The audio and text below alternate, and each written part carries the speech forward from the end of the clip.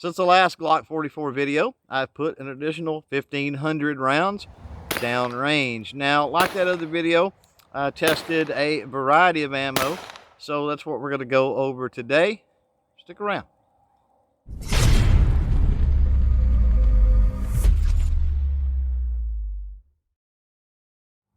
Welcome back to the channel. Now, if you haven't seen the first Glock 44 video, I'll put a link somewhere around here, maybe down in the description, up in the corner, whatever. Be sure to check that one out if you haven't already. It makes a great companion to what we're going to talk about in this video.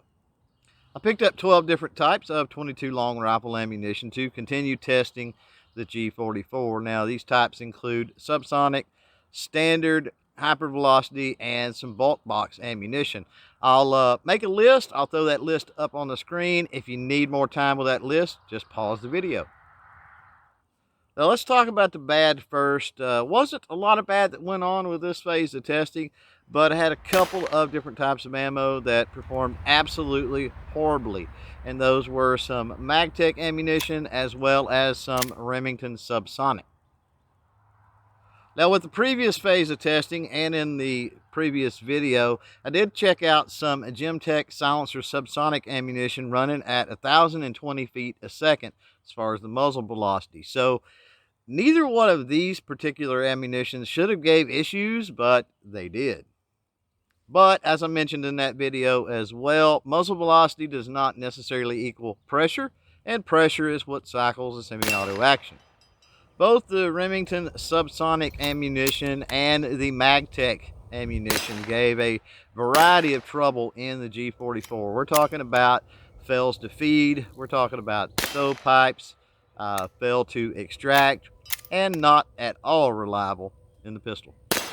Before we move on to the good, be sure to click that subscribe button if you haven't already, and make sure you turn on the notifications through the bell if you want to keep up to date with future stuff going on here on the channel. Now, after seeing the video where my friend JBJ Honez had done some testing on the G44 and had all sorts of trouble with the Aguila ammunition, definitely wanted to try out some of their stuff. I've used Aguila in the past in centerfire and never really had a problem.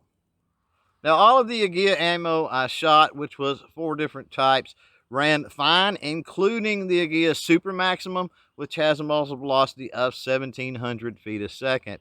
But it felt a little bit weird, felt a little bit heavy on the recoil side, and so with that hypervelocity ammo, like I mentioned in the first video, as well as the written review I did for the G44, I'm not recommending at this point that anyone use hypervelocity ammunition above 1,400 feet a second, with any type of regularity anyway, through the G44.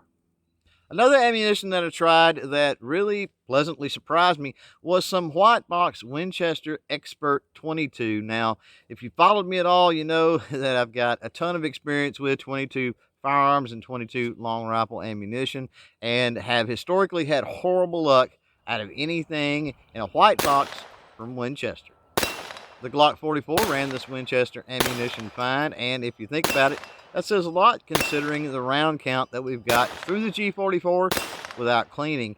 Now, this would be a good option, I think, as well as the previously tested Federal Auto Match for a cheap bulk type ammunition. But at the end of the day, if I had the option between the Winchester Expert and the Federal Auto Match, both are probably going to cycle the Glock 44 fine. I think that the Federal Auto Match is going to feed a little better, a little more reliably, and be a little more accurate.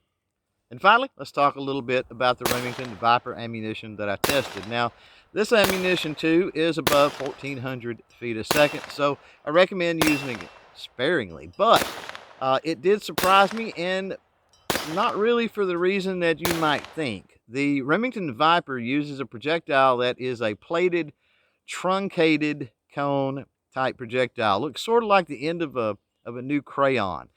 Real pointy and kind of flat on the end.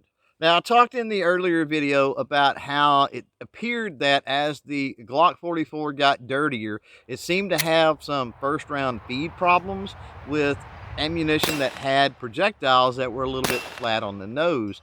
That being said, again, I was surprised by the Remington Viper, because even with this aggressive style truncated cone projectile, I had none of those issues. It ran fine.